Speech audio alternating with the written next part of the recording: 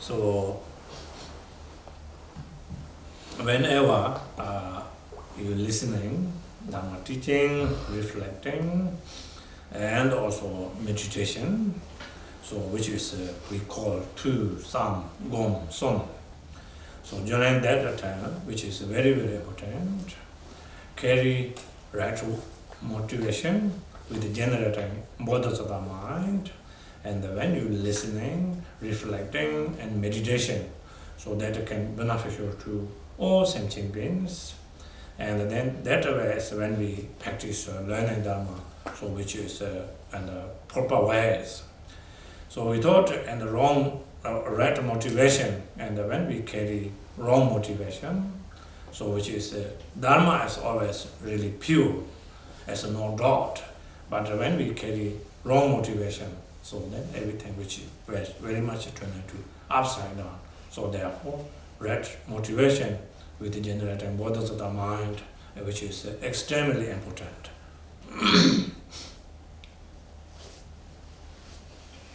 Thầy gửi lời chào tất cả quý vị, gửi lời chào buổi sáng, buổi trưa và cả buổi chiều.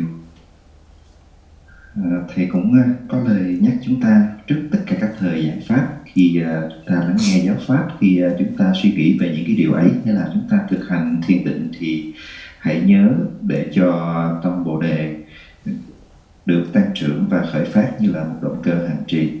Và có làm được như thế thì tất cả những cái sự lợi lạc trong cái con đường thực hành của mình nó cũng sẽ tăng trưởng, đem đến lợi ích cho khắp tất cả chúng sinh. Và đó chính là con đường đúng đắn mà chúng ta phải đi. Tại vì Pháp luôn cao quý, nhưng nếu chúng ta không có động cơ thanh tịnh trên con đường thực hành, rất là dễ đi vào con đường sai lầm lạc lối mà nó không đem đến lợi ích cho chúng ta thông qua việc thực hành giáo Pháp. So after when we carry right motivation with generating bodhisattva mind, each time when you practice meditation or prayer, so which is also very, very important, practice short guru yoga. So when we practice short guru yoga, so that is, so in order to we recosting all the lineage masters, so giving extraordinary blessing to us. So when we receiving blessings, so our container, which is turning to extraordinary container, and when extraordinary this unbroken lineage giving blessings, so then we can in order to hold and receiving blessing and also get beneficial. So therefore, which is very, very important. And particularly our lineage, which is called Kagyu lineage. Kagyu lineage, we need in order to raising up extraordinary devotions. So without devotion, which is very, very hard, and the VenerableJampal says, so Mugu Gonjin, Gorasum Baji, Mengatel Gonje Balamala, Jundo Solam the Gonjin, you mean Muguche was Angela. So no devotion is no head. So then we know nobody called living beings, already dead body. And no renunciation, so then no leg.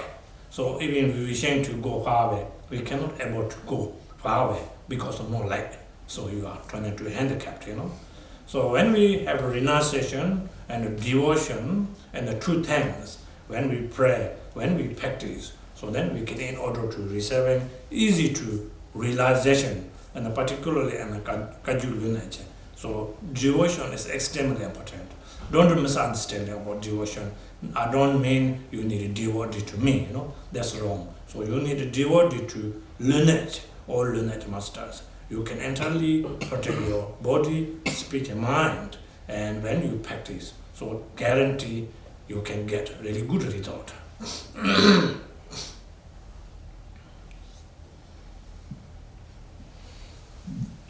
Và khi chúng ta có được cái tâm Bồ Đề như là một nền tảng, như là một động cơ dẫn dắt chúng ta vào con đường thực hành rồi, thì luôn hãy nhớ thực hành đạo sư du già để thỉnh lực gia trì. Thì khi chúng ta thực hành đạo sư du già, chúng ta hướng nguyện với tất cả tâm chân thành về chư tổ truyền thừa để thỉnh cầu cái nguồn lực gia trì của các ngài. Và khi nguồn lực gia trì của các ngài rót vào trong bình chứa màn ảo của chúng ta, những cái tâm thức này, thì nó sẽ trở nên một điều phi thường và giúp cho chúng ta giữ được cái nguồn lực gia trì đấy. Và lúc đó thì tất cả mọi cái thực hành của chúng ta sẽ dễ dàng viên mãn thành tựu, đem đến lợi ích cho bản thân chúng ta cũng như là tất cả chúng sanh. Và nói đến dòng truyền thừa Kagyu của chúng ta đang thực hành, thì đây là một dòng pháp mà các chư tổ đạt được sự thành tựu thông qua lòng sùng mộ của mình, thông qua sự thực hành tinh tấn không ngừng nghỉ. Và với lòng sùng mộ thì các đạo sư, các cổ đức nói rằng là chúng ta có thể đi được rất xa trong con đường thực hành tâm linh nếu mà thực hành mà chúng ta không có sự từ bỏ luân hồi, hoặc là thiếu cái gì lòng sùng mộ, giống như là chúng ta thiếu một chân thì rất là khó để mà đi xa. Do vậy cần phải có tâm kính ngưỡng, tâm sùng mộ hướng về đạo sư, hướng về chư tổ. Khi đề cập đến lòng sùng mộ hướng về đạo sư, các quý vị đừng hiểu lầm thầy yêu cầu chúng ta có lòng sùng mộ riêng chỉ đối với thầy, mà thầy muốn chúng ta hướng về tất cả chư tổ truyền thừa, hướng về Tam Bảo để đón nhận cái sự gia trì của Tam Bảo, của chư tổ. Và với tất cả thân khẩu ý hướng về đạo sư chư tổ như vậy thì nguồn lực gia trì phi thường sẽ rót xuống tâm thức của chúng ta, và chúng ta nhanh chóng có được cái sự thành tựu trên con đường thực hành. So before when we pray short Guru Yoga, so individually you can crown on the head, you can sit much as you can, body straight, you can crown on the head, visualization, thousand petals lotus and flat moon disc, recosting essence of the Lama and the inseparable with the Buddha Vajradhara blue color, and the right hand holding the Vajra, left hand holding the bell. So you can imagine visualization crown on the head. And surrounded by all the Kagyu Lamas from Vajradhara to Antarctica. So sit there, recosting. So now this session, this seat, and this teaching. So please give me very profound and the blessings. So may I realization essence of the natural mind. So recosting. So after that, when we pray, you can imagine dissolve into the light, light dissolve into the center channel, into our heart. Our heart, you can visualization in the center. So like egg conscious into our heart. So now my body, spirit, mind turn into all the lineage master, body, spirit, mind, turn inseparable. So whatever they have knowledge, compassion, wisdom, I have also exactly like this. Also, whatever I practice, whatever I do, so accordingly beneficial to all living sentient beings, I will liberating to all sentient beings. That way. So when you carry that motivation and when you doing prayer, so then this can beneficial to Sub, beneficial to all other sentient beings as well.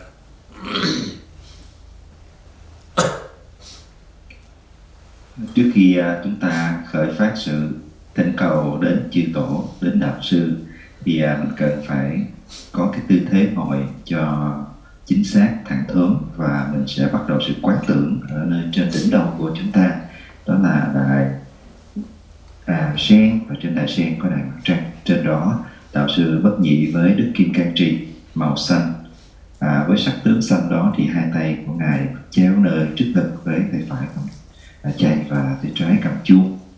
Xung quanh ngài là toàn thể chư tổ dòng truyền thừa, và lúc này chúng ta chắp tay lại, hãy thành tâm thỉnh cầu xin ban cho nguồn lực gia trì, để ngay lúc này, trong thời thiền này, con có thể có được cái sự chứng ngộ chân tâm của mình. Và với tất cả lòng thành kính, khi chúng ta thỉnh cầu như thế, mình sẽ quán tưởng đạo sư tan thành ánh sáng và tan vào nơi trên đỉnh đầu của chúng ta, và tất cả những nguồn lực gia trì đó chảy ở trong cái kinh mạch trung ương vào nơi tim của chúng ta, như là vỏ ốc trắng xà cừ chứa đựng nguồn lực gia trì, và tất cả những cái năng lực của chứng ngộ của chư đạo sư, của chư tổ như thế nào, chúng ta cũng sẽ có được như thế ấy, để đem đến lợi ích cho khắp tất cả chúng sinh. Okay, now we pray together. Okay. Chúng ta cùng thực hành với đạo sư.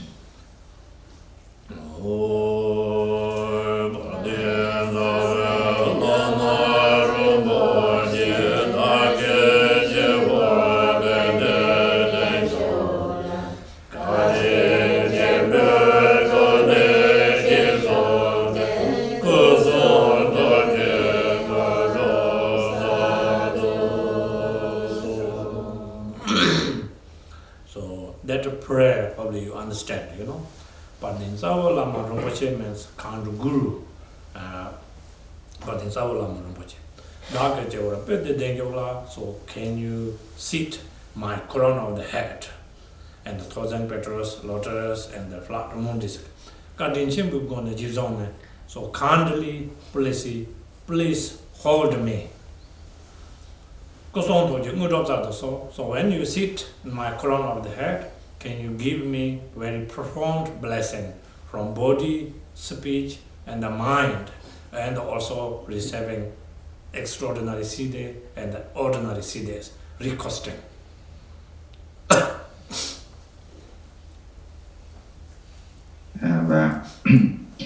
Chúng ta thỉnh cầu đạo sư bằng 4 câu đọc như vậy.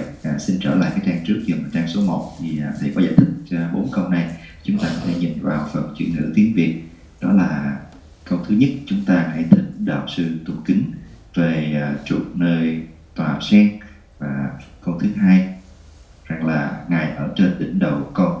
Đến câu thứ ba là hãy ban cho con nguồn lực gia trì với tất cả những tình thương rộng lớn. Và câu thứ tư là hãy cho con cái sự thành tựu của cả thân khẩu ý của đạo sư.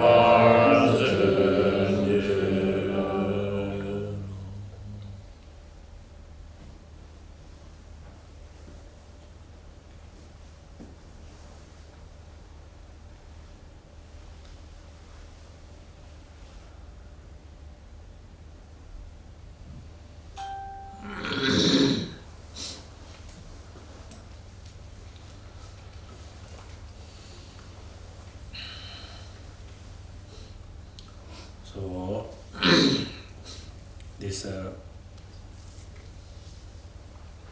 37 steps Bodhisattva's ways. So from beginning to now nearly end. So today which is 31st steps. So today which is talk about we can examine from our body and the speech and the mind. Rangan trupa rangi mata na chubizo chumi sisi pe desurjun the rangan trupa la ta na pa ma jasela ni. So English meaning, if you have no analyze your own confusion, you might put on dharmic fast while behaving in a non-dharmic way. Therefore, to continually analyze your delusion and then decide it is the practice of Bodhisattva's ways. So what does that means? Rangan trupa ranga matana, which means, and all our body, speech, mind, when we in order to examine. So if we ask someone to watching us, so may I doing anything wrong or right? So I misbehave, and also practitioner looks like kalam like practitioner, but doing all the engaged things, wrong things. So if we ask someone, then someone pointing to us, oh, you doing like this or that, everything wrong. They're showing fault to us. If we are, of course, really profound practitioner, so may that can work. So we can analyze. But if you are not good practitioner, so then there can crash between and the two practitioners because showing fault, and then mistaking. So that doesn't really work that way. So which way is work? So as I always say my word, so which is very, very important. And when we are Dharma practitioner, so we need in order to examine morning to lunchtime, lunchtime to evening, evening to morning. So we can on examine our body, speech, mind. So may I doing wrong or may I doing right? So no need to ask other people. Most profound, best awareness is myself, because what we do, we know only. Not other people know everything, So most things we are hiding. So therefore, we need to examine from our body, speech, and mind. Ranga trupa ranga matana. Yeah.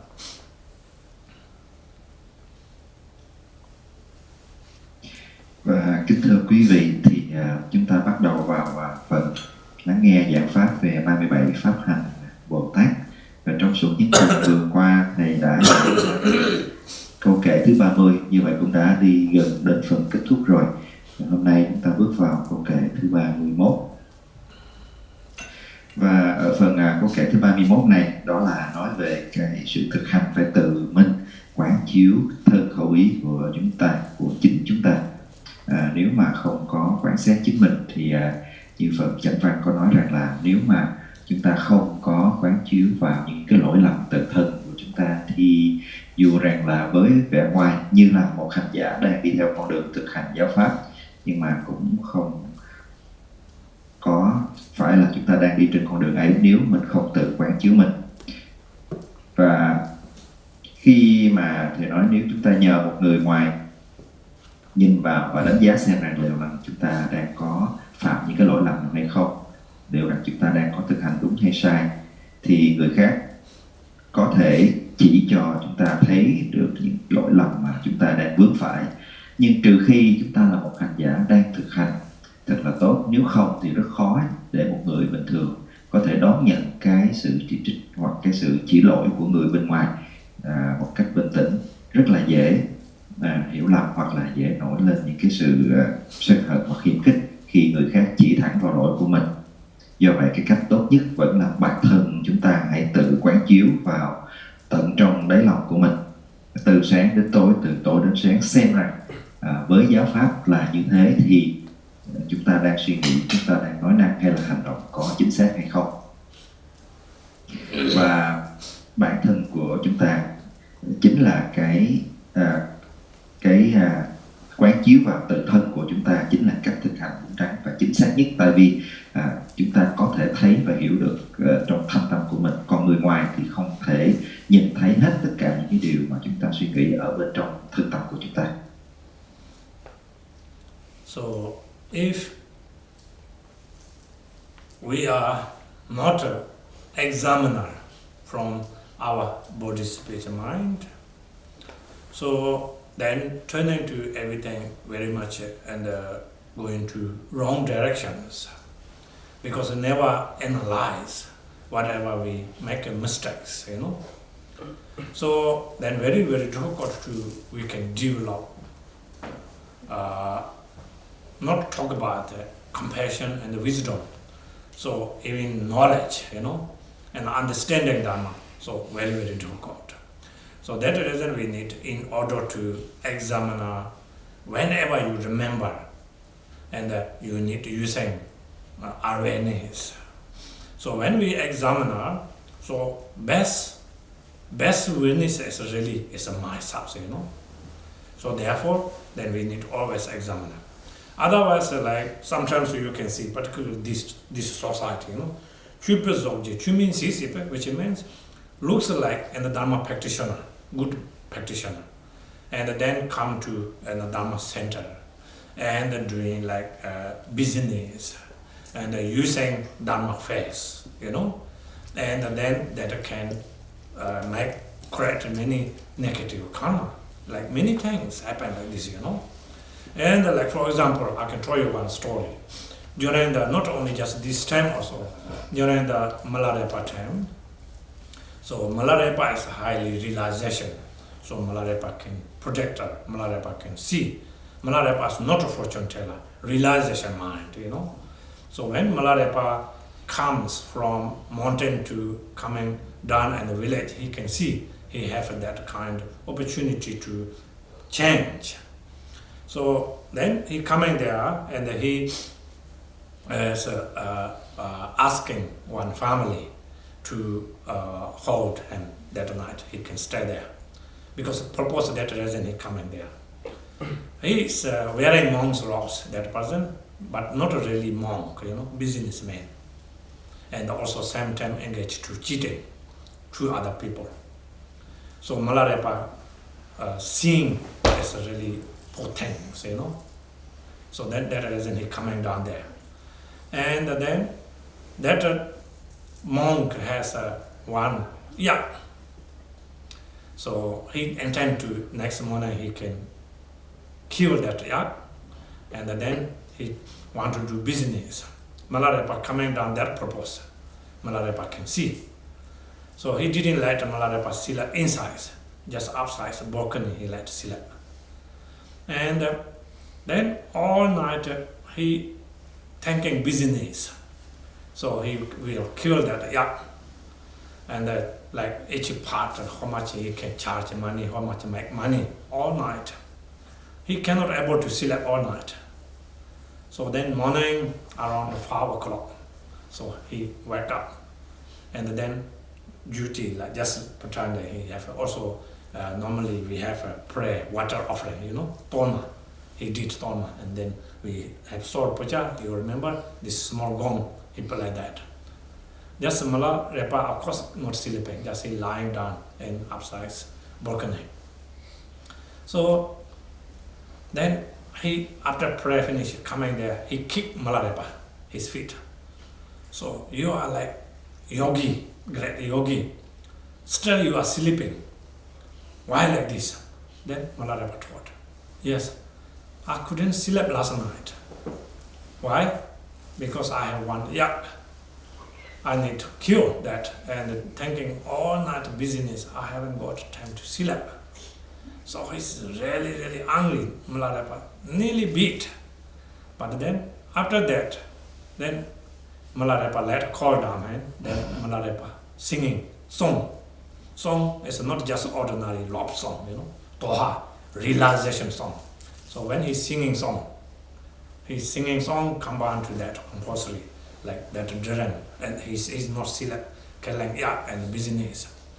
So when he's singing song, so he's so upset himself, and then he confessed to Milarepa. Then whatever he done, all the past things, he strongly regret, and then he refuged to Milarepa. Then he becoming Milarepa's disciples. So sometimes we are into the Dharma, if we don't know what are we doing, we don't examine our body, speech, mind, can be turned into like that way, you know. So therefore, which is very, very important, this teaching is very profound. Sorry, gone too long. Thank you, Rinpoche. Where to start, Rinpoche? Và thưa quý vị, thì thầy đã cho chúng ta cái câu chuyện ví dụ hết sức xúc động về cái sự thực hành quán chiếu tự thân của chúng ta. Và khi mà chúng ta bước trên con đường thực hành và chúng ta không có thực hành tự quán thì rất là dễ phạm vào nhiều cái sai lầm. Đừng nói đến cái sự phát triển của từ bi và trí tuệ, ngay cả những cái kiến thức thông thường mà chúng ta cũng khó để mà có thể hiểu được đúng đắn tất cả mọi vấn đề. Nếu chúng ta không có tự thực hành quán chiếu tự thân mình, chúng ta cần phải thực hành chánh niệm, và cái chánh niệm tốt nhất chính là chánh niệm ngay trên thân tâm của chúng ta. Nhiều người có vẻ như là một hành giả về bề ngoài, đến với việc thực hành thực pháp, đến với trung tâm thực hành vân vân, nhưng mà do thiếu đi cái sự quán chiếu vào tự nơi tâm thức của vị ấy, cho nên cái vẻ bề ngoài thì là một hành giả, nhưng mà những cái suy nghĩ bên trong thì chẳng có chút nào phù hợp với giáo pháp.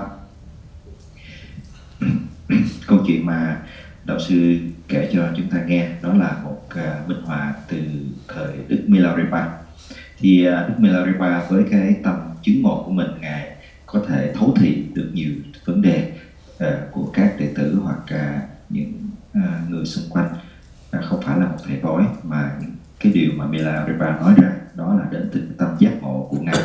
Thì một hôm do thấu thị được một cái duyên lành có thể hóa duyên, cho nên Đức Milarepa đã đi từ trên núi xuống đến gia đình của một người gia chủ và xin cái gia đình ấy cho Ngài tá túc lại một đêm. Thì vị gia chủ nhà là một người đi theo con đường thực hành, Ngài với cái tướng bên ngoài như là một vị tăng sĩ. Thì khi thấy Milarepa đến thì Ngài không nhận ra Milarepa và vẫn cho Milarepa vào nhưng không cho vào nhà, và để Milarepa ngủ đêm ở ngoài cái hàng hiên bên ngoài. Milarepa nằm đấy, và vị ấy khi đêm tối thì đi vào phòng nghỉ, và cả một cái đêm hôm ấy thì cái vị gia chủ với cái hình tướng như là một hành giả ấy, như là một nhà tu ấy, vì không có dành chút thời gian nào để đặt tâm trên giáo pháp, mà toàn là nghĩ đến cái chuyện làm sao để mà có thể bán được cái con bò dách nhiều tiền nhất, và vị ấy nghĩ đến cách là phải xẻ thịt rồi theo từng phần bán lông bán xương như thế nào đó, trong tất cả những cái cách thế tính toán của người đời thường trong cái chuyện làm ăn. Và đến khi trời sáng thì vị cũng không chợp mắt được, và trời sáng lên thì chạy vào trong phòng thờ để mà cúng một cái bánh tô man và một ít nhạc khí, rồi vị đi ra ngoài. Khi mà nhìn thấy Milarepa vẫn còn nằm ngủ ở nơi hàng hiên thì vị đá vào người của Milarepa và nói rằng là người nói là hành giả, vậy mà cả trời sáng rồi mà cũng không có thực hành, lại còn nằm đấy à. Thì Milarepa nói rằng là tôi rất là mệt, và vì cả đêm tôi không ngủ được, lo cứ toan tính chuyện làm ăn. Thì khi mà nghe Milarepa đề cập đến như vậy, vì ta rất là tức giận. Nhưng mà Milarepa lúc ấy đã hát một bài chứng đạo ca, và trong cái bài chứng đạo ca đó đã bóc trần toàn bộ những cái lỗi lầm của vị gia chủ khi mà mang hình thức hành giả, nhưng mà cả đêm tâm thức thì cứ đặt vào chuyện làm ăn tính toán. Thì khi mà nghe Milarepa hát một bài chứng đạo ca đã nói lên toàn bộ tất cả những cái suy nghĩ của cả một đêm mình, thì vị ấy đã biết được đây là một bậc hành hành giả chứng ngộ đã chỉ ra cái lỗi lầm của mình, và vị ấy hết sức là hối hận và sám hối với VenerableJampal về tất cả những cái điều ấy. Thì qua câu chuyện này để thấy lên rằng tất cả những cái sự thực hành của chúng ta, nếu mà không có quay về một mối nhìn thẳng vào những cái lỗi lầm ở trong tâm thức, không có quán chiếu cái tâm thức của chúng ta từ sáng đến tối, thì rất là dễ để cho chúng ta đi lạc lối, mặc dù với cái hình tướng bên ngoài có vẻ như là chúng ta đang bước trên con đường thực hành. Because he thinking Milarepa is so lazy, Milarepa sleeping, you know. Milarepa is he lying down or he stand up, so always in the meditation stage, realization mind, you know. But he doesn't see that, and then Milarepa coming there, proposal is he want to changing his right paths. So that is the motivation Milarepa coming down into the village. Otherwise Milarepa no need to come in the village. Then Milarepa taught him. So I'm coming propose that. So now my vision is fulfilled already, and he will come in good practitioner, follow Milarepa. So sometimes we don't really know, you know. So that reason, like sometimes some our student also wishing to be coming monk or nuns. So we can eventually very easy to change the robes, you know. You can change anytime your robes, but that doesn't mean you are monks or you are nuns, you know. So most important inner mind we need in order to change. So sometimes I think people thinking also, oh, I practice Ngondo till 2 times, 3 times, 4 times. So if your mind more rough and not changing in your mind, and more aggressive, more emotional, then it doesn't mean you practice 1 or 2 times, 2 times, you know. Purpose when we practice is in order to we need change. That is the reason he is saying, Chu means he's a pet. So looks like an Dharma practitioner, but in the action and activity it is this, which is in the non-dharmic ways. So then big problems. So then that kind of Dharma practitioner, so we don't know that correct more negative karma or an accumulation method, you know, as can be dangerous.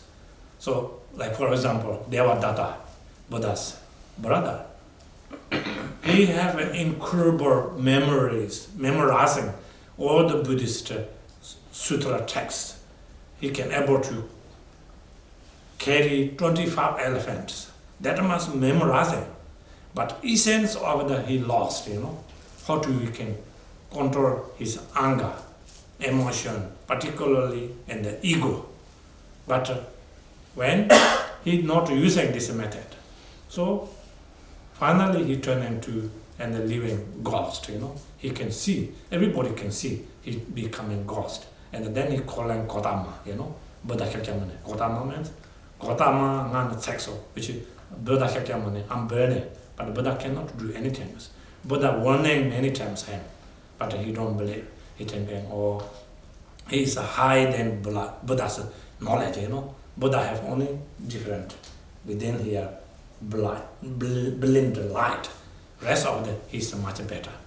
He can't see Buddha's even virtuous quality. Outside shape totally different than us, you know. But he cannot see that. Not talk about inside his knowledge, compassion, wisdom. But if we are turning to in the wrong ways, Dharma, so can be dangerous like this, you know. So anyone.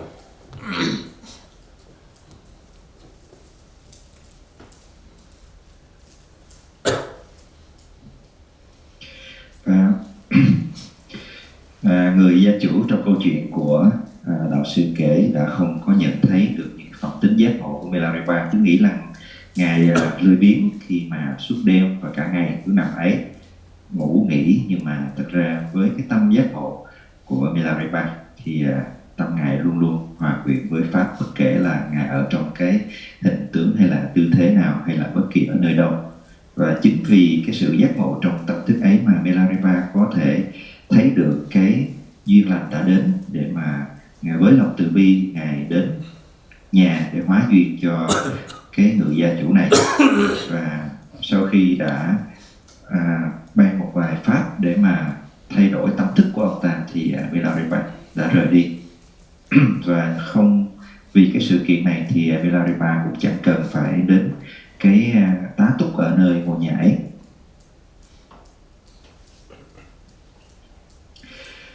Và nhiều khi các đệ tử hỏi đạo sư rằng là muốn đi theo con đường xuất gia, trở thành một tăng sĩ, một ni cô, thì cái việc mà thay đổi cái hình tướng bên ngoài khi mà khoác lên cái áo của một vị tăng sĩ thì nó không quá khó khăn. Những cái sự thay đổi bên ngoài nó dễ dàng, nhưng cái quan trọng rằng là thầy muốn tất cả chúng ta hãy thật sự thay đổi những cái suy nghĩ, những cái phẩm tính ở bên trong tâm thức của mình. Cái điều này hết sức là quan trọng, và đó là mục đích chính của cái việc tu tập của chúng ta. Nhiều người đến với việc thực hành Ngondro và dành nhiều thời gian để hoàn tất, không chỉ một lần mà thậm chí là 2 lần và cả 3 lần trở lên, nhưng mà cái tâm thức nó vẫn còn thô ráp, thì cái thực hành đó nó lại không có quá nhiều ý nghĩa, nó không đem đến những cái kết quả như mong đợi, vì nó không có xoay chuyển được cái tâm thức bên trong của mình. Do vậy bên ngoài thì nhìn như là một hành giả thực hành, nhưng mà những cái hành vi, những cái lời nói, những cái suy nghĩ nó vẫn còn thô ráp, nó không còn phù hợp với giáo pháp. Do vậy cái thực hành đó nó vẫn còn có những cái vấn đề ở trong ấy. Cái câu chuyện ví dụ cho điều này đó là Dechen, người thị giả cũng là em họ của Đức Phật. Mặc dù có những cái phẩm tính về trí tuệ, có thể nhớ được rất là nhiều kinh sách, tuy nhiên không có đem những cái điều đó vào trong thực hành để thay đổi tâm thức, để làm giảm trừ đi bản ngã. Mà ngược lại, khi càng biết nhiều, càng nhớ nhiều thì cái bản ngã nó càng tăng trưởng, cái sự ganh tị đối với Thế Tôn này càng tăng trưởng, làm cho ông ta mờ mắt và bị che chướng, không thấy được những cái phẩm tính giác ngộ nơi tâm thức của Thế Tôn. Không nói đến ngoài cái tướng mạo bên ngoài với 32 hảo tướng tốt đẹp của Ngài, ông ta không nhận ra, chứ chưa nói đến những cái sự giác ngộ bên trong của Đức Thế Tôn. Và chính vì không có thực hành, không nhận ra những điều ấy, do vậy ông ta liên tục phạm những sai lầm và cuối cùng phải bị đọa rơi. Và ngay trong cái lúc bị đọa rơi, ông ta đã khởi sinh một cái sự hối hận to lớn. Lúc đó gọi tên Thế Tôn để cầu cứu, nhưng tất cả đã một rồi, và ông ta phải trở thành ngạ quỷ. Thì cái điều này nó là một cái câu chuyện để minh chứng rằng tất cả chúng ta, nếu mình không có quán chiếu vào tâm thức của mình, rất là dễ chúng ta phạm vào sai lầm và sẽ gánh những cái hậu quả như là Đề Bà đặt ra. So why Devadatta turned into like that kind of situation, you know? Because he learning Dharma, but he not using this essence of the method. So basically, he not reducing all the Pháp defilement. He adding more Pháp defilement, you know. So that reason, really dangerous situation turned into. So when we practice Dharma, extremely important. That reason, he is saying, Rangan Tropa, Rangan Matana, Chupazoki, Chuminsi Sepe. So all the confusions, delusions, whatever comes from our body and speech and the mind, if we are not an examiner, and whatever we do turn into very much everything at worldly things, we are in order to adding. When we in order to adding at worldly things, so then we can basically develop Pháp defilement. So when we develop Pháp defilement, so then can be dangerous, like turn into like Devadatta situation.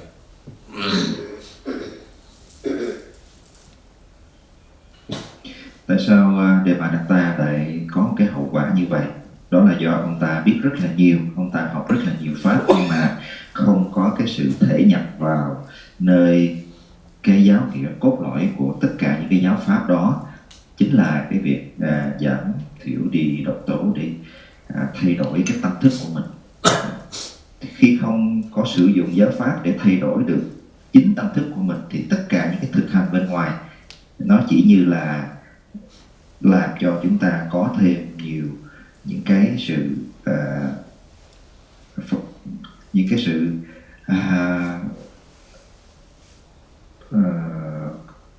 adding more. Pháp thế gian ở đây có thể hiểu rằng là tất cả những cái thực hành bên ngoài nó chỉ đem đến cho ta nhiều cái phiền phức của thế gian thêm mà thôi. Do vậy khi mà chúng ta thực hành và chúng ta chỉ nhìn vào cái bề ngoài, không có thực sự quán chiếu vào sâu trong tâm thức của mình, thì chúng ta cũng sẽ gặp những cái phiền toái như thế. Tức là tâm thức của chúng ta cũng chỉ vướng bận thêm với những cái chuyện thế gian, chứ không có giúp cho nó thay đổi được. So I can tell you on my experience story, you know.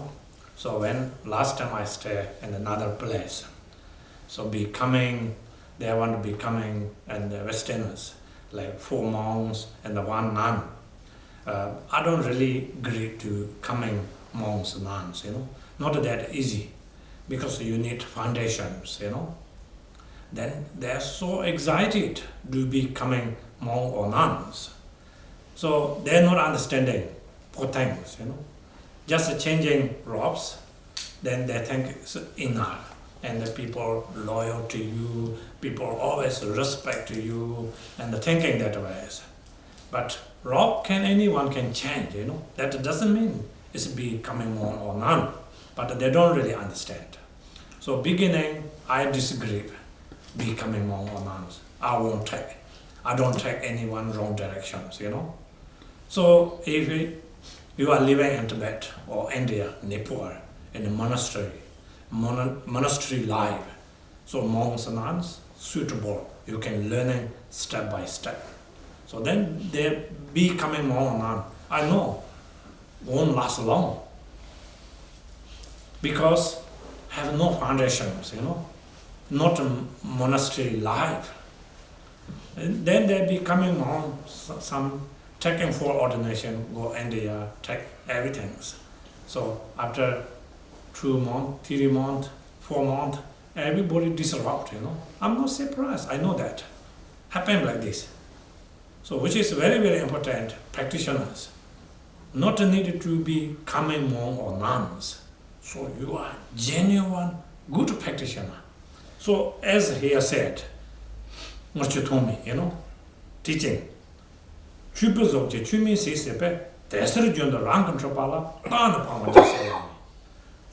we can, in order to morning to evening, evening to morning.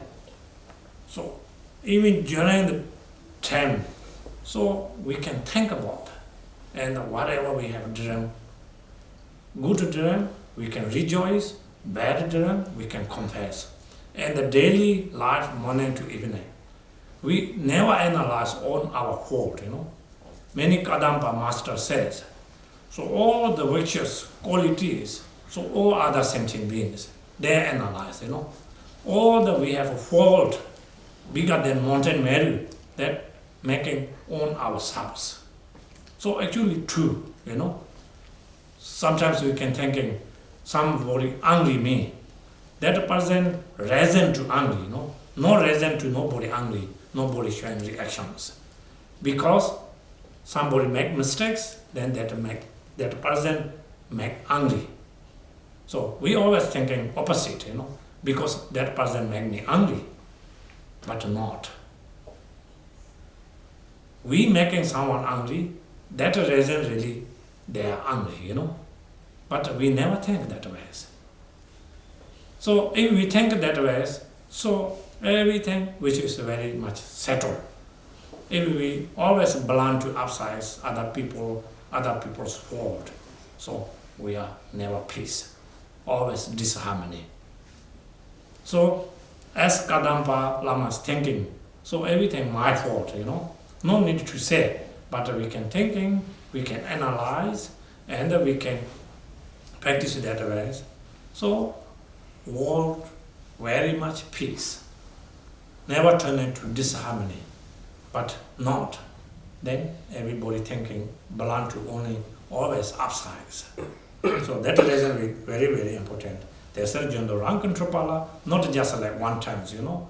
Every daily our individual life we need in order to examine and we need to search, and we can which one is our confusion, delusion, anger, emotion coming from on our mind, we need to analyze.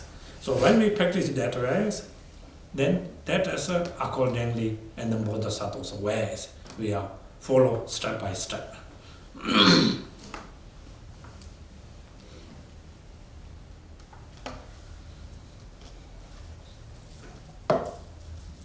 Và thầy kể một câu chuyện, đó là cái kinh nghiệm của bản thân thầy khi mà trước đây có những vị người phương Tây có các vị ấy thì họ rất là muốn trở thành muốn đi xuất gia, trở thành tu sĩ, thành 4 vị thầy và 1 vị sư cô. Thì họ cảm thấy rất là hứng khởi với cái ý tưởng đó, rằng là khi mà xuất gia rồi thì sẽ được mọi người rất là tôn kính họ và đi theo họ để mà thực hành pháp. Thì thầy nói rằng là cái chuyện mà thay đổi cái hình tướng bên ngoài là cái điều không có quá khó khăn, cũng dễ thôi. Nhưng bước trên con đường xuất gia là phải tự thay đổi nơi chính tâm thức của bản thân chúng ta. Khi mà các vị ở Tây Tạng hay là ở Ấn Độ thì có nhiều cái tu viện bước vào con đường xuất gia, thọ nhận giới nguyện, và các vị có thể ở trong tu viện để mà được đào tạo, được học hành hết sức làm bài bản. Thì từng bước một các vị sẽ trở thành những tăng sĩ thực thụ. Tuy nhiên là các vị ấy không muốn như vậy, muốn nhanh chóng có được cái hình tướng dung mạo của một vị xuất gia và vẫn quyết tâm xuất gia.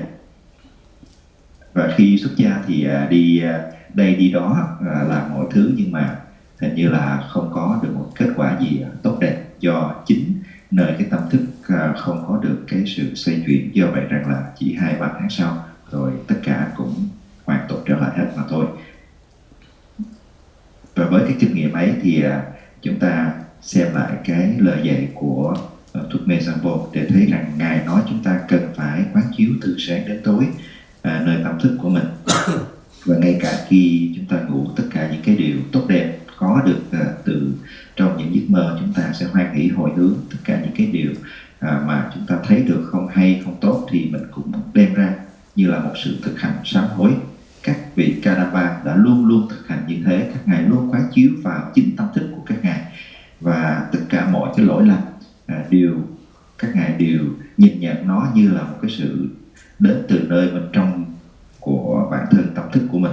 Nếu chúng ta có làm điều gì đó cho người đời cảm thấy giận hờn hay là không hoan hỷ thì nó cũng chính là do lỗi của bản thân chúng ta, không có đổ lỗi cho người bên ngoài. Thì khi mà chúng ta không có chỉ lỗi của người bên ngoài, chúng ta không có đổ lỗi cho ngoại cảnh, thì đó là chúng ta đang thực hành con đường của các vị Bồ Tát.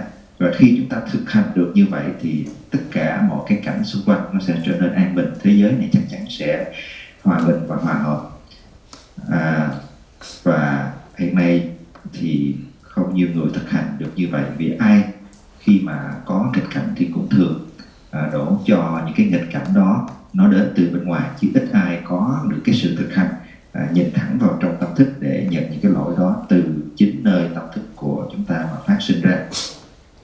Và cái thực hành mà các ngài hướng dẫn cho chúng ta nó không chỉ là một lần hay là nó là một thời, mà là phải cả ngày, từ sáng đến tối. Chúng ta phải luôn luôn thực hành như thế. Và cái cách thực hành quán chiếu tâm thức từ sáng đến tối như vậy chính là con đường thực hành của các vị Bồ Tát. So that is an extremely important when we practice Dharma. So not like we can searching too much from outside.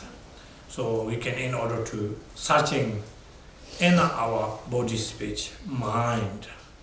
So everything, and especially when we develop cultivating, generating the BODHISATTVA mind, we need to examine every detail things from our body, speech, and mind. Like for example, when you are eating, and when you are talking, when you are sitting, when you are dancing, everything. So, and the Buddhists have rules, you know, like when we drinking soup or anything, not allowed to drink like very noisily, just so you can drink or eat very smoothly. And then even you use a chopstick, not like strange ways, you know, and very smooth and very generally and pick up and putting into the also your mouth, not open like calf. So generally, very nicely and eat. When you wearing also uniform, so you can dressing very nicely. So that offering to Trooper Gems, you know. And when you sit, much as you can sit properly and sit. Because prayer room is we offering entirely in the Trooper Gems. And everything, like all the Dharma items, everything, much as you can, neat, tidily. So that is symbolizing everything which is really offerings. When we drumming, when we music, when we concert, when we using bell, everything. Symbolizing offering. Offering means we need in order to accomplish a matter, you know. So then we practice that way also mindfulness. We can also always examine our body, speech, mind. And that way we can practice. So like very, very important to cultivating our body, speech, mind. That's part very important.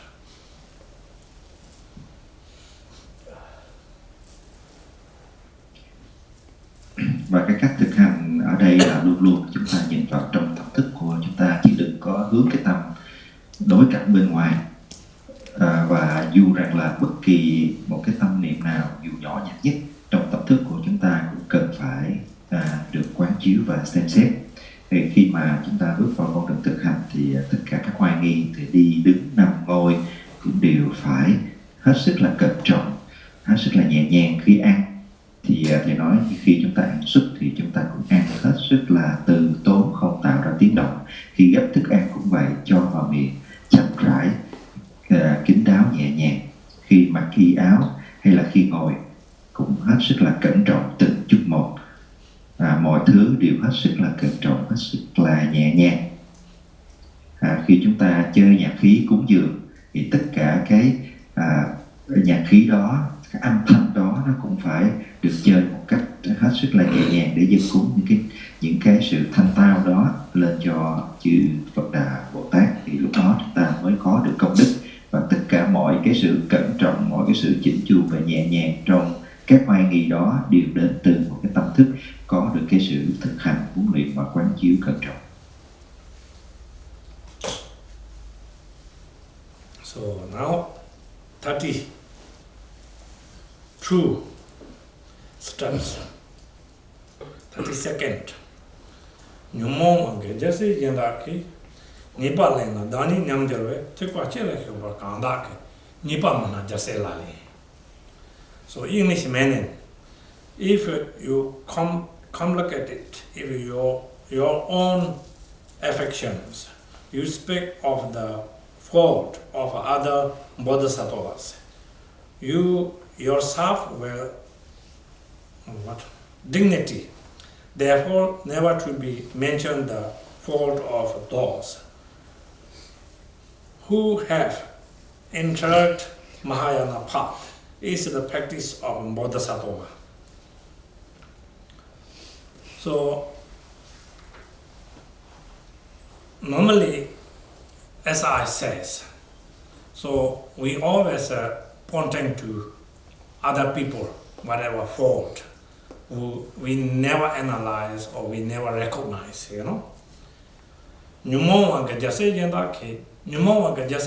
Which means, and particularly this time talk about which is like anger. Anger, we have a pneumon and the Pháp poisons, and particularly and the anger. So when anger can drive us and the jealousy come on together, so then we always talk about other people, and particularly we don't know Buddhas and the Bodhisattvas in Latin being which ways they're living, which ways may other beings liberating. So we cannot just simply, judgment. So that reason, so which is very important. So other people doing right or wrong, so you can either ignore or either you can respect, you know. So you can think it. because that we don't know Buddhas and Bodhisattvas which ways are living. So maybe they are very profound ways enlightenment and they're sending other people liberating. Like for example, Tilopa, you know. When Naropa comes to see Tilopa is living like fishing mean. He put one container of a fish and putting a bamboo stick into the live fish and making barbecue. And after that he eating and the same time collect.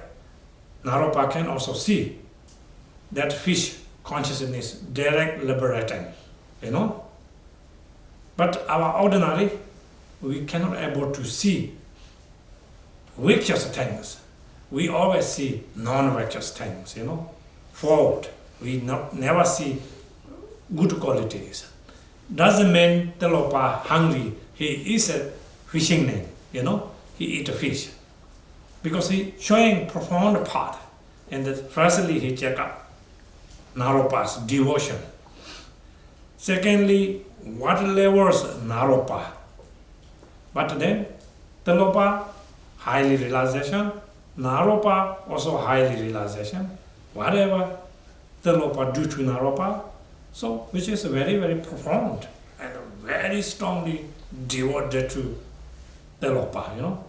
When Naropa come to there looking for Tilopa, so many people doesn't know because he living like and wisdom crazy ways, you know. Just he wearing very dirty robes, eating just like normal food, and also during that time he's swimming and also how to say like they have camping for like selling girls' body, you know. That time he walking that, and the night time he also crush sashimi seed. That way is living Buddhas and Bodhisattvas enlightened beings because they are profound, purified negative karma. But even we are entered that kind of situation, we cannot see virtuous things. We may say, oh, that's very strange, you know, wrong, killing fish and walking that kind of place, and we were taught very badly. But Naropa can see very profound Tilopa.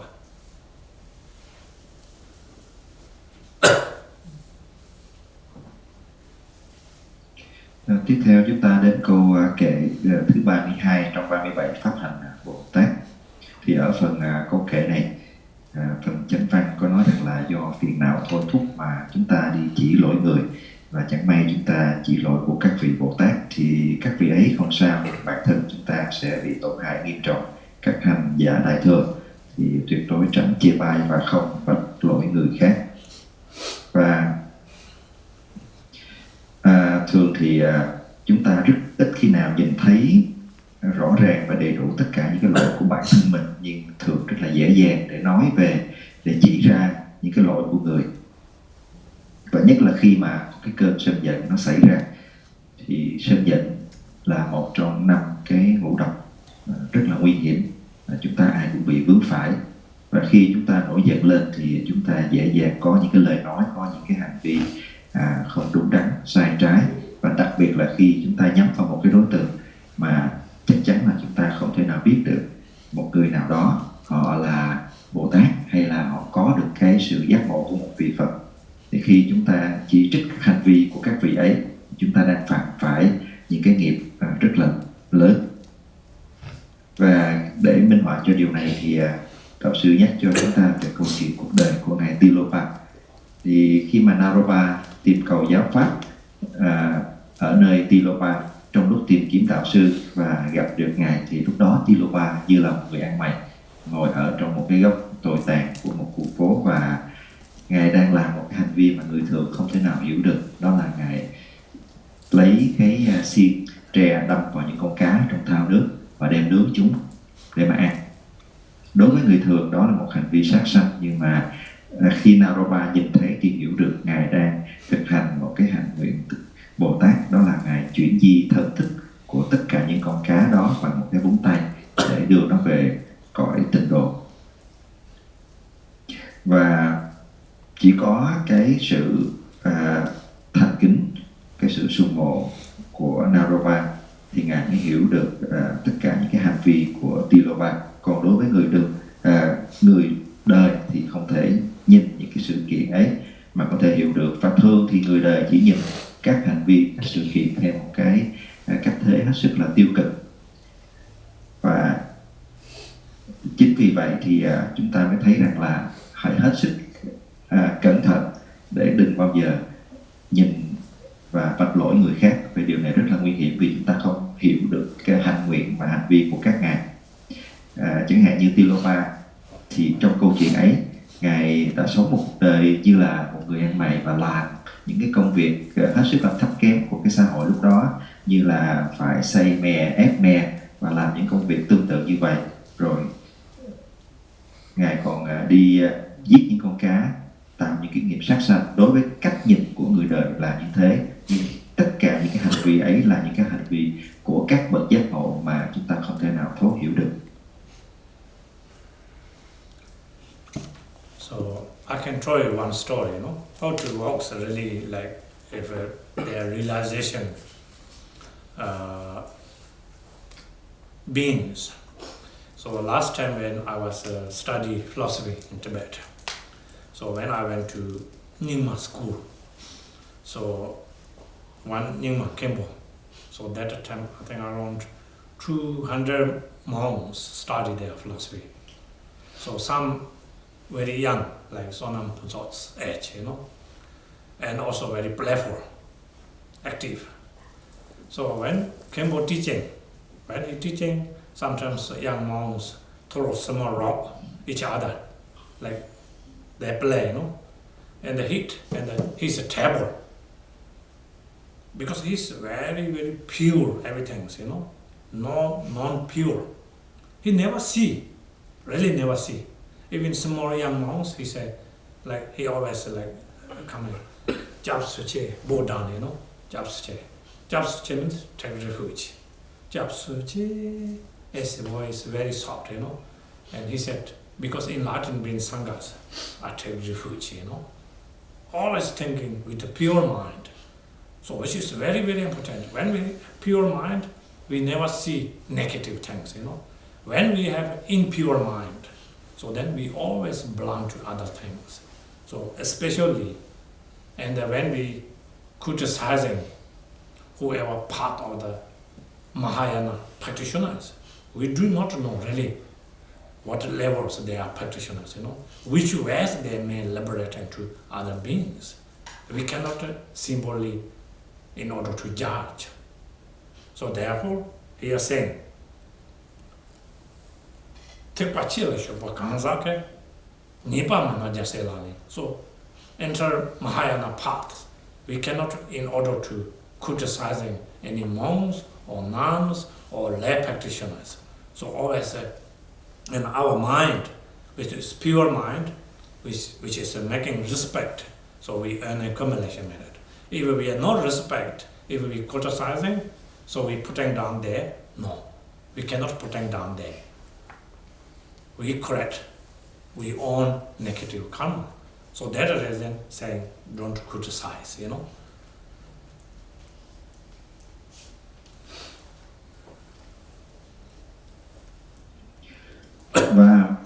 Và thầy kể cái câu chuyện của bản thân thầy, đó là lúc mà thầy còn ở tu viện thì khi thầy đi học Pháp về triết học Phật giáo với một vị tiến sĩ Phật học của dòng Nyingma, thì khi ấy vị tiến sĩ Phật học này đang giảng dạy cho khoảng 200 tăng sĩ về các chủ đề về triết học Phật giáo. Thì lúc ấy có một vị tăng trẻ trong lúc học đó thì đùa giỡn là chọi đá, chọi cái viên đá đó chẳng may nó lại bay trúng vào cái bàn của vị đạo sư đang giảng dạy.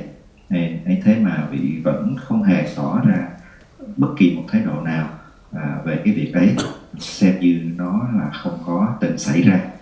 Và trong suốt cái khoảng thời gian mà thầy ở ấy thì thầy chứng kiến được vị tăng sĩ ấy luôn luôn khiêm tốn, khiêm hạ vô cùng, và thậm chí đối với các vị tăng trẻ thì ngài cũng chắp hai tay lại khi mà gặp gỡ chào hỏi, để cho thấy rằng khẳng nguyện của các vị đạo sư chứng ngộ là không thể nghĩ bàn, và các ngài nhìn tất cả các sự việc như là chẳng hề có một chút lỗi lầm nào.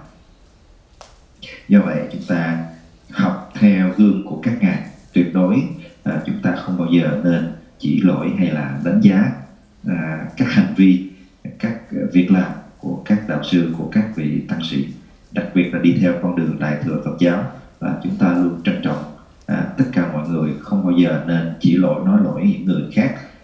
Điều này nó giúp cho chúng ta có được cái sự tăng trưởng công đức. Tại vì chẳng may thì với cái sự mê mờ trong tâm thức của mình mà chúng ta chỉ ra những cái điều không đúng, không hay về những người khác, mà những người ấy là các vị đã đạt được sự giác ngộ hay các vị Bồ Tát, thì chắc chắn là chúng ta lại mang những cái nghiệp hết sức là nặng nề.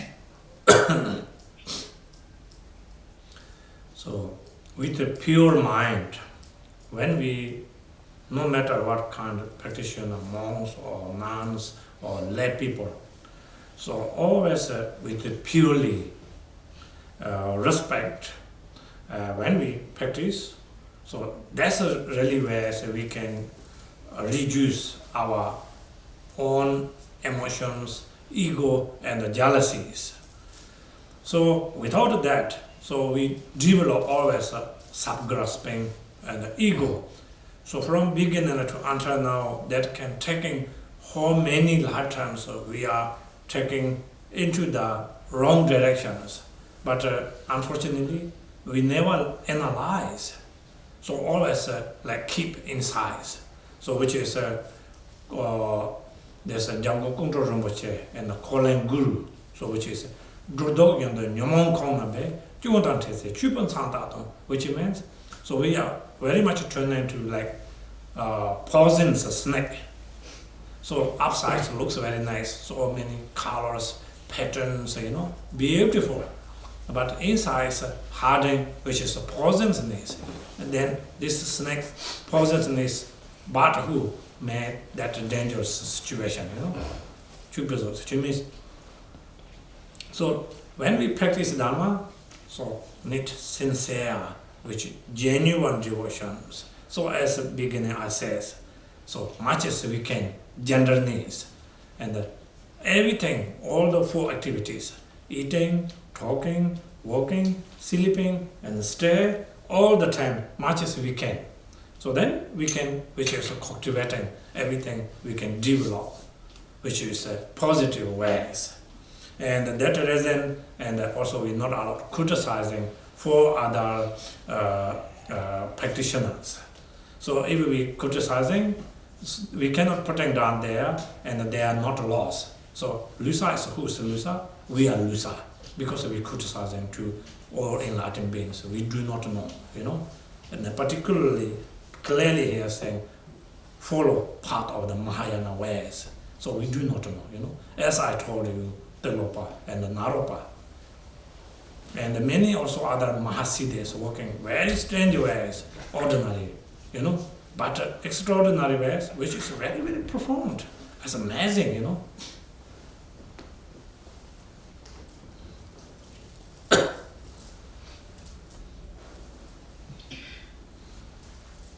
Và với tất cả những cái tâm thanh tịnh, chúng ta hãy hết sức tôn trọng các vị trong tăng đoàn hay là bất kể Phật tử tại gia nào khác, thì chúng ta cũng cần phải lưu ý về điều này. Chúng ta cần phải có cái tâm thanh tịnh để mà không có nói lên những cái niệm không tốt đẹp về các vị. Nếu không thì rất là dễ dàng cái bản ngã của mình nó lại trồi lên trong lúc thực hành. Và khi mà cái bản ngã nó trồi lên như vậy thì nó đã đẩy chúng ta đi càng ngày càng sai đường, càng kẹt mãi ở trong cái cõi luân hồi này.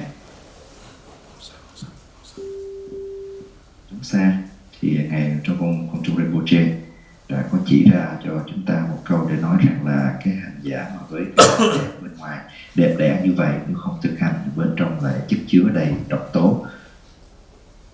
Do vậy khi mà thực hành thì chúng ta cần phải chân thành nhìn thẳng vào trong tâm thức để sửa đổi ngay chính tâm thức của chúng ta. Như vậy thì chúng ta cũng lưu ý với tất cả những cái niệm nhỏ để làm sao cho mọi mải nghi ở trong cuộc sống của mình, từ đi, đứng, nằm, ngồi, ăn nói, sức là nhẹ nhàng, rất là chánh niệm và rất là trân trọng đối với tất cả mọi người.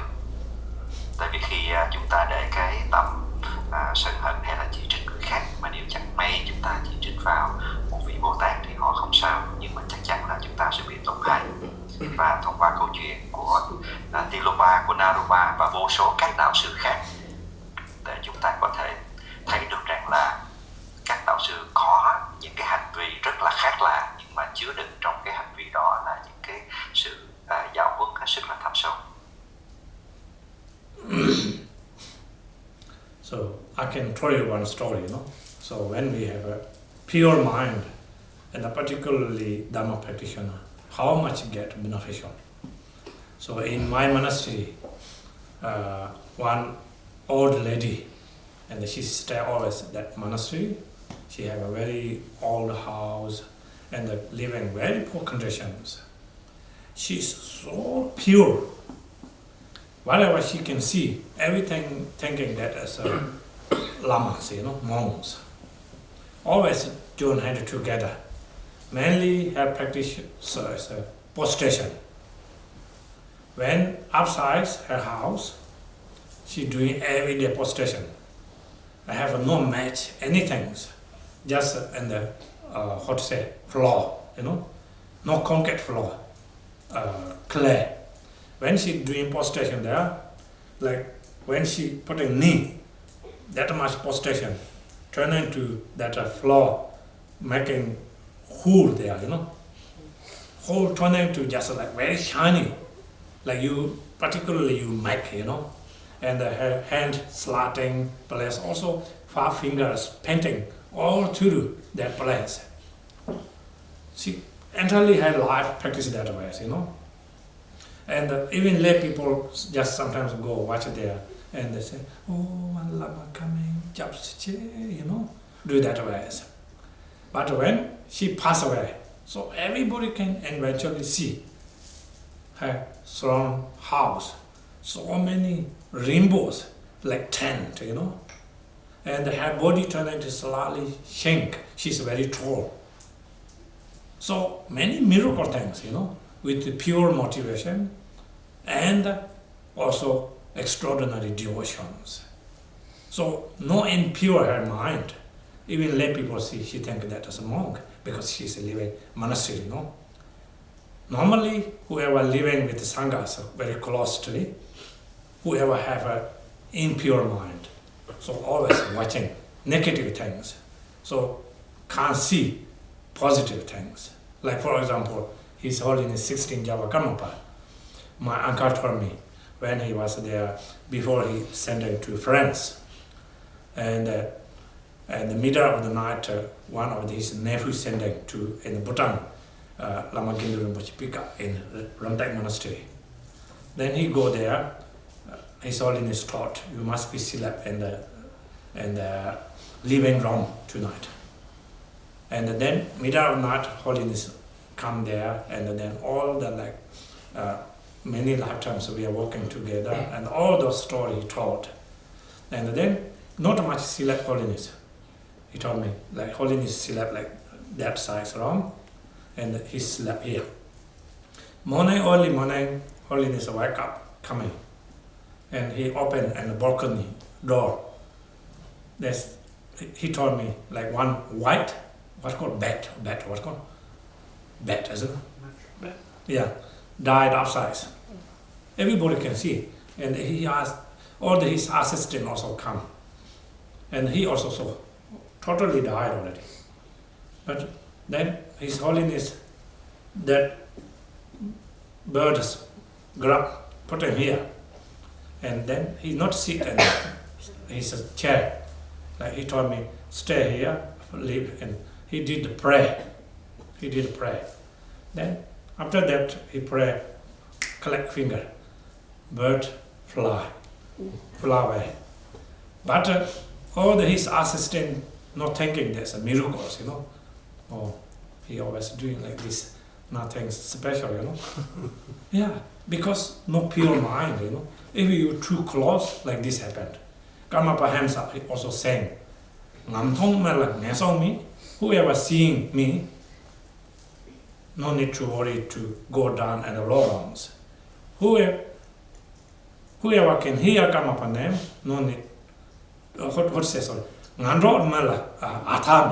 So whoever stay with me, it's very hard to liberate. Be so correct, no more karma. Never thinking pure things, you know. Whoever seeing me, and then no need to worry to go down low rungs. So with pure mind, extremely important.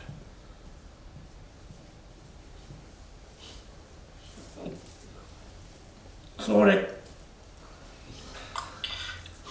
Rinpoche, so for the story of the Kamaban 16, Yeah. thus he liberated the bird Rinpoche, Yes. the dead bird, but the other assistant, they don't respect it. They don't think that miracles, you know. Yeah. That bird, but he liberating. They think, oh, same always. He do something like this, you know. There's nothing special. Because too close, you know. Too close, two eyes cannot see each other. Too close, eye cannot see eyebrows. Maybe you can, you have long eyebrow. And so for the Kamaba also say that who heard my name can liberate it, but who stay close to me is hard to liberate it. Is that right? Yes, yes. Yeah, thank you.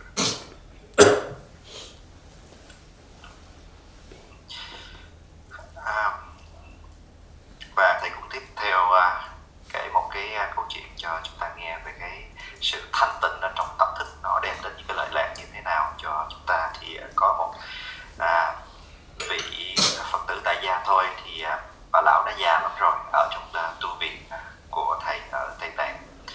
Nhà rất là nghèo, thì ở trong một cái cổng ở sát tu viện đó, nhà rất là nghèo. Nhưng mà cái tâm của vị ấy thì thanh tịnh vô kể. Bất kỳ cái điều gì mà cái bà lão đã nhìn thấy thì cũng nghĩ đó là một vị La Mã. Bất kỳ ai đến thì bà ta chắp tay như là chắp tay chào một vị La Mã, và dành toàn bộ thời gian của cuộc đời mình để thực hành lễ lạy. Thì cái sự lễ lạy của bà ta nó không có bất kỳ cái điều kiện tốt đẹp nào, như là những cái sự bảo hộ cho tay chân hay là ở trên một cái nền phẳng. Đều thực hành lễ lạy ở cái tảng đá trước cửa nhà, và mỗi lần lễ lạy như thế cứ lặp đi lặp lại đến nỗi mà cái tảng đá nó lõm xuống ở tất cả những cái nơi mà đầu gối và tay chân của bà lão thực hành, và những cái chỗ lõm nó trở nên sáng bóng lên theo thời gian. Cả đời thực hành như vậy, luôn luôn nhìn thấy sự thanh tịnh ở trong tất cả mọi vật, ở trong tất cả mọi người, luôn luôn hành xử hết sức là cung kính và nhẹ nhàng đối với tất cả người thế gian. Và khi mà bà lão qua đời thì mặc dù là trong một cái thân tướng rất là to lớn, nhưng mà thân tướng của bà đã rút co lại, và đó là một trong những biểu hiện của sự giác ngộ đạt được thân cầu vồng.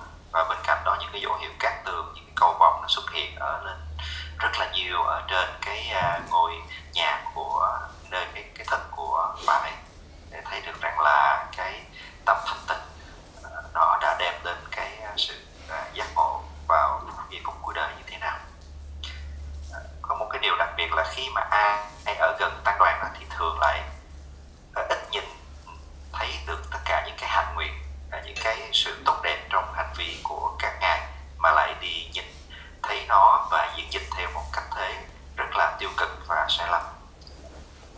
Chú của thầy kể rằng là ngày Kamaba đời thứ 16, khi mà ngài thể hiện một cái việc, đó là có một cái con chim lúc mà ngài đến từ tu viện Ramtek, thì ở đó cùng với các thị giả và các phụ tá của ngài, thì khi mà một buổi sáng ra thì thấy có một con chim nó chết, thì ngài đặt nó lên trên bàn tay, ngài cầu nguyện, và sau đó ngài búng ngón tay. Thì lúc đó tất cả mọi người chứng kiến, sau khi ngài búng ngón tay thì con chim đó nó lại tỉnh giấc và nó bay đi. Các vị phụ tá và các thị giả của ngài ở với ngài rất là nhiều năm, nhưng mà nhìn cái sự kiện đó không với góc nhìn của một phép màu được ngài thể hiện, mà thấy chuyện đó rất là bình thường, giống như là một cái chuyện cũng chẳng có đáng gì quan tâm. Và ngay cả bản thân ngài Kamaba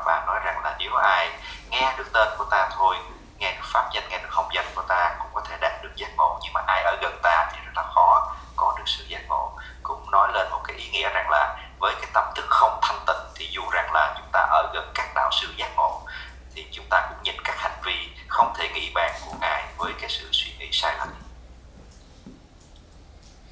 So don't misunderstand it, okay? Whoever living with a karma power, not everyone.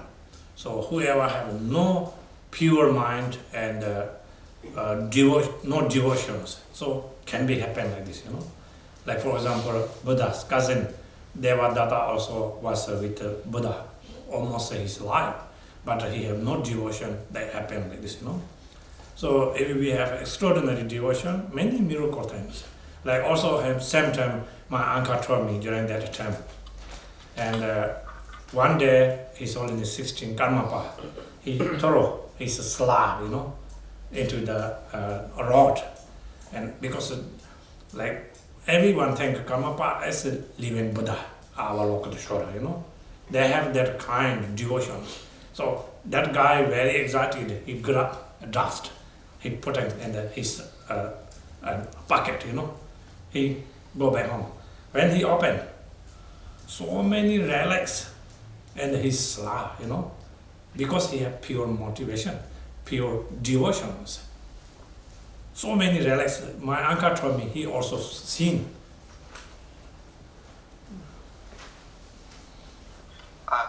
Will Rinpoche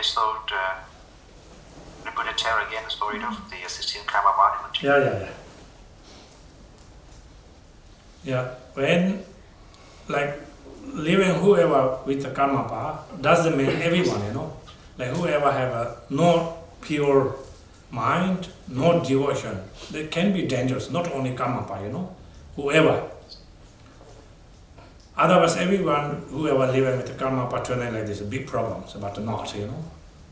So when one day my uncle was there, Lama Gendun Rinpoche, so that time Lama Gendun told me, like he threw his slab and the rod in the monastery.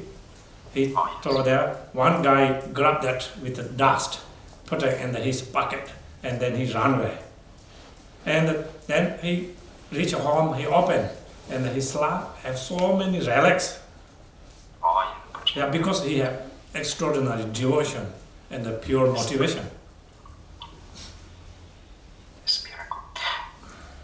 Khi mà thầy kể câu chuyện là các thuộc tá và các thị giả của ngài Kamapa chứng kiến cái việc ấy mà không có những cái sự đánh giá trân trọng tất cả những cái hành xử như vậy thì không có ý nghĩa rằng là tất cả các vị ấy, mà chỉ có những ai mà không có được cái tâm thanh tịnh, không có được cái sự sùng mộ thì mới nhìn các sự kiện, các sự việc, các hành vi của các ngài như vậy. Đề Bà Đạt Đa đó là một cái ví dụ, đó là vị thị giả và cũng là em họ Đức Phật ở gần Đức Phật cuối cùng cũng có được cái kiến thức nhưng mà không có được cái sự chứng ngộ và đã lập những cái hậu quả không hay. Thì khi mà ở gần các đạo sư, nếu chúng ta có được cái sự sùng mộ thì chúng ta sẽ có cơ duyên đón được những cái điều màu nhiệm không thể nghĩ bàn, chẳng hạn như là câu chuyện của ngài Kamapa thứ đời thứ 16. Trong lúc ngài hỉ mũi và nhổ nước bọt ra ngoài đất thì có một người đệ tử ở đó gần đó, họ thấy như vậy lập tức ông ta chụp ngay cái miếng đất mà có dính nước bọt của ngài, cất vào túi đem về. Và khi về nhà ông ta lấy ra với tất cả những sự trân trọng và thành kính thì cái nắm đất đó đã trở nên rất là nhiều xá lợi ở nơi trong cái miếng đất mà ông ta có thể đem về. Thì cái điều đó nó diễn ra do cái sự sùng mộ không thể nghĩ bàn của ông ta hướng về ngài Kamapa. Okay, so we can stop here. Question answer. Related to today's teaching, okay? Not everywhere. Bây giờ chúng ta ngừng cái phần giảng pháp chánh năng ở đây. Mọi người có câu hỏi gì xin gửi về. Nhưng mà hôm nay chúng ta chỉ hỏi những cái điều liên quan đến bài học thôi nha.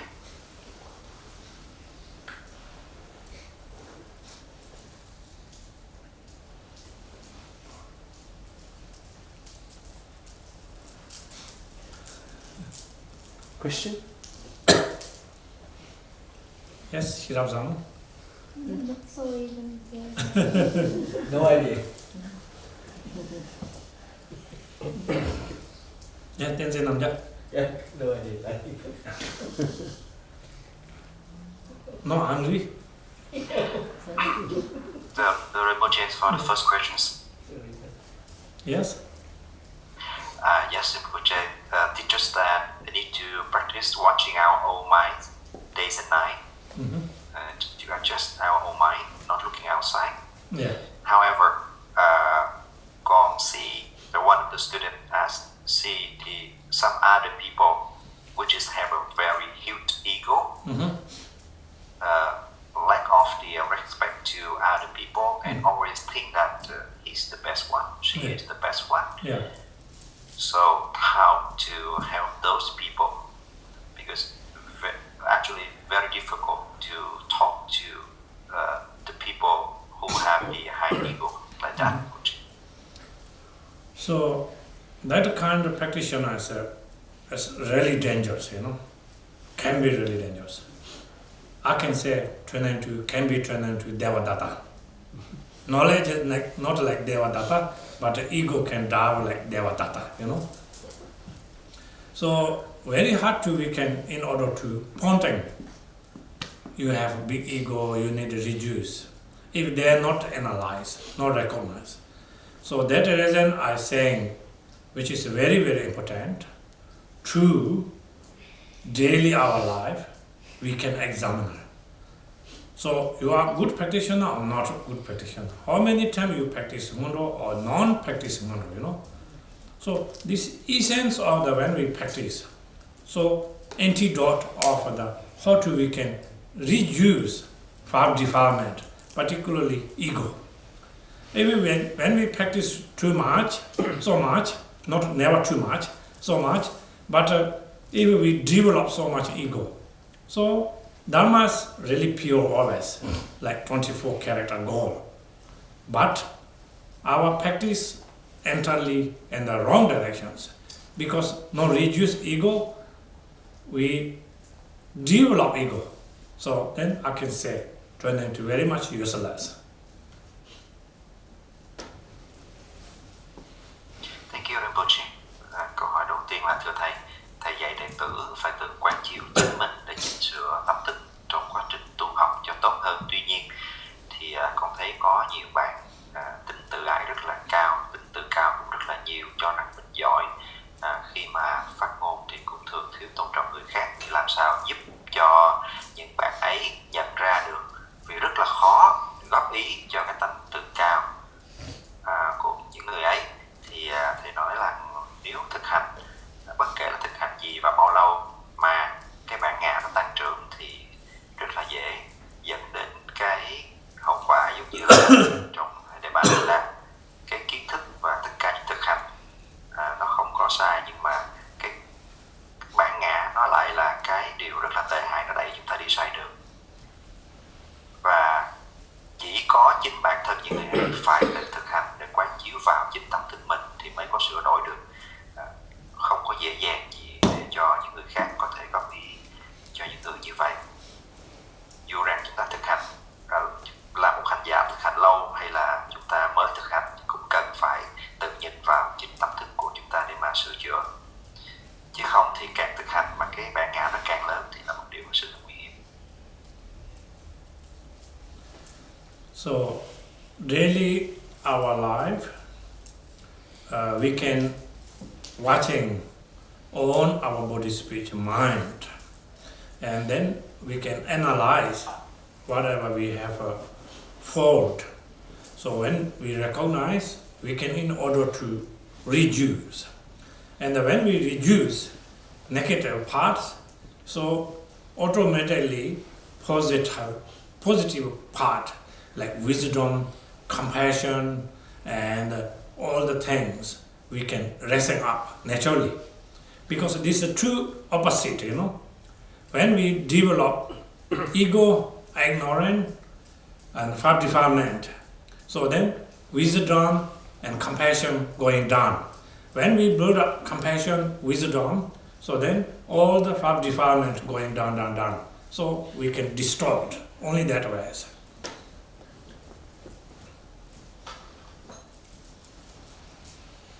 Khi chúng ta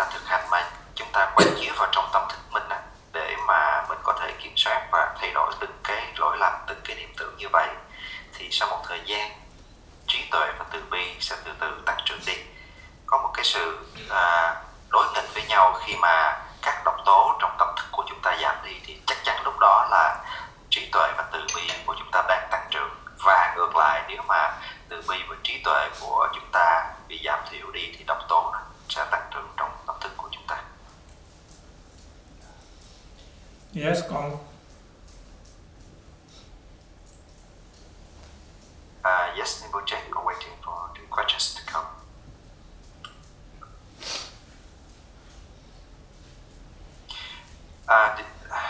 The second question is that all the masters, the Kagyu lineage landmarks like Mapa, Milarepa, Gampopa have a very diligently practice and to reach the enlightenment in one lifetimes. Yes. But for the movies and or the book, the students see that most mention about Milarepa, not much about the other Lama. So Can you repeat again? What to mention? All the movies and the book mention mainly about Milarepa, not much talking about other Lama. Or only talk about the Milarepa, not the other lamas? Talk about Milarepa much more than other Lama. Okay, so what is the most significant things of the Milarepa compared to other lamas? Yeah, Milarepa really cannot compare to anyone, you know. And one lifetime, so enlightenment is Milarepa only in the whole world, you know. Buddhism or non-Buddhism, or not only Kagyu in the Tibet for lineage, and also Mahayana or Hinayana, everybody accepts that conceptions. So, whichever is Milarepa enlightenment or one lifetime, so which is a really profound ways, you know. So, every part which is very profound. We generally talk about in Buddhism, we always saying impermanent, you know. First, Milarepa family is a very, very noble family. But when impermanent comes, father passed away, so everything lost. Milarepa mother, Milarepa sister, Milarepa turning to, and servant. Normally, when you read in the biography Milarepa sister have so many jewelries, turquoise, and diamonds, ambars, corals. So when Milarepa father passed away, she had only bugs, you know, inside her hair, and eating dog food, and walking 24 hours. Before like princess, you know, because impermanent. When that happened, mother so sad, you know. Mother cannot in order to handle. So mother want revenge. Mother's ordinary person. So then mother sending to Milarepa study black magic. Milarepa did black magic and killed 35 people. Horse and people, black magic. So after that also he went to see another place, also did black magic, killed many other animals, any beings. So after that then he can see. So if he not practice, he not finding and the karmic connection Lama, he may going down and the herons. Only one enter he can see. So then he looking for Lama, many different lineages. So takes a long time, karmic connection Lama, Marpa Loza. When he hearing the Marpa Loza's name, so he tears dropped, body hair standing, and just ordinary mind blocked there, you know. Happened that. Then he looking for Marpa Loza, seeing Marpa Loza, and also he meeting Marpa Loza and receiving and long time like giving very, very hard shapes. to Milarepa.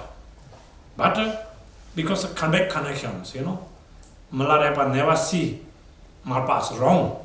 He always thinking I'm wrong because I correct so much negative karma. So need to purify negative karma. That's the reason I need to work hard. So extraordinary ways he's working.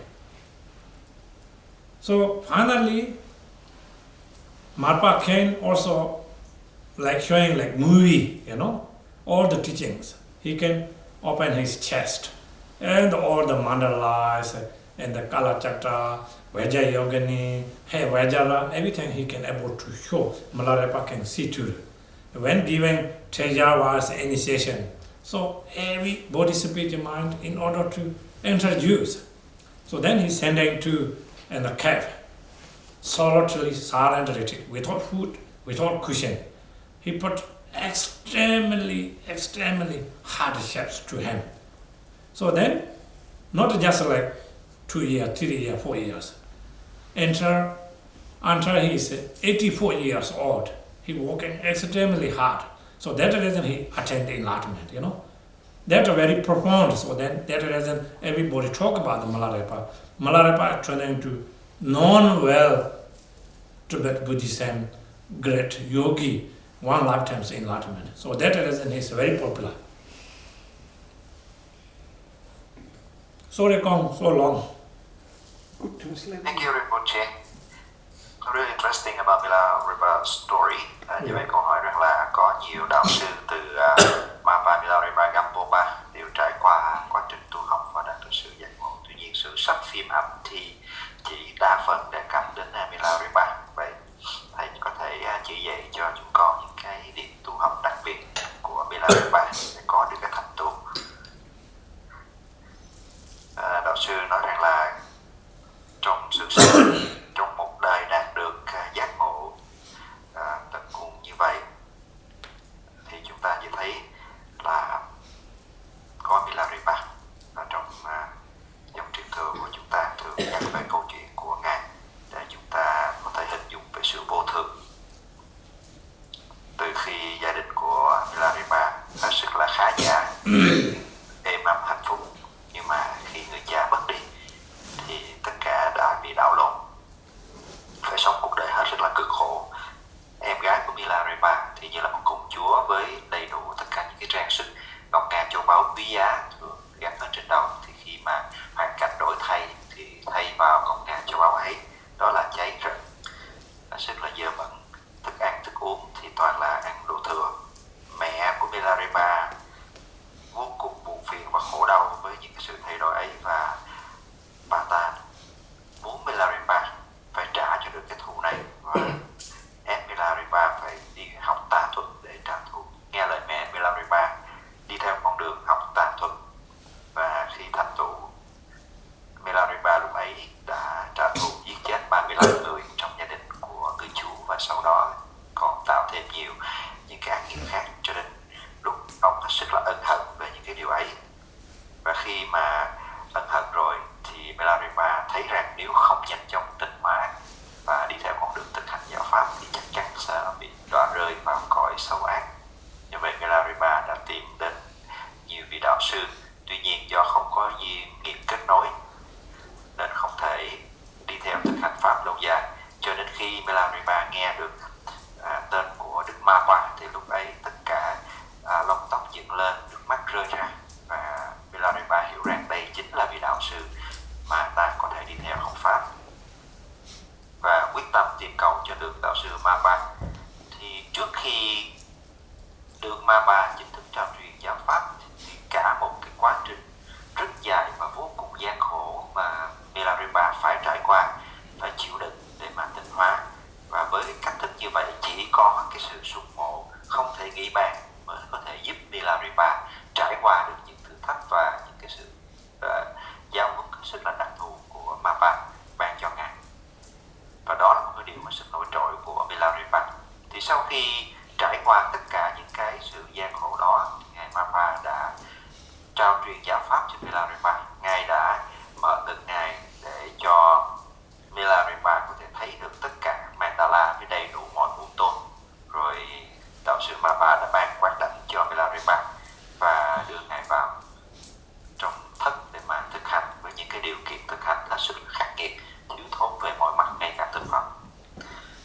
Milarepa đã trải qua tất cả mọi khó khăn, vẫn kiên định và tinh tấn trên con đường thực hành cho đến ngày đạt qua vị giác ngộ. Cho đến năm 84 tuổi, Ngài không một ngày ngơi nghỉ trên con đường thực hành và hoàn truyền giáo pháp. Và Milarepa đã trở thành biểu tượng một đại thành tựu giả, một đại du gia thành tựu của Tây Tạng là như thế.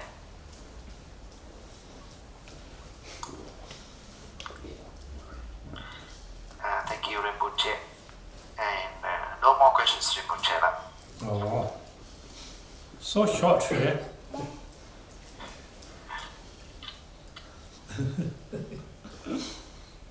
Thank you, Nirmala. Thank you. With dedication. Rồi chúng ta cùng hồi hướng với đạo sư.